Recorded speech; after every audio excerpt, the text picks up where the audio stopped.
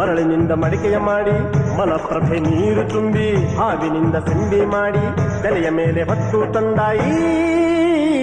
ಪತಿವ್ರತೆಯು ಉದೋ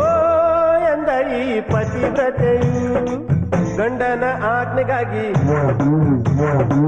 ಮಗನ ಕೊಡಲಿಗೆ ತಲೆ ಕೊಟ್ಟು ಬೂದಿಯಾದ ಮಕ್ಕಳನ್ನು ಮತ್ತೆ ಪಡೆದುಕೊಂಡಳು ಎಲ್ಲಿ ಕಾಣೆ ಎಲ್ಲಿ ಕಾಣೆ ಎಲ್ಲಿ ಕಾಣೆ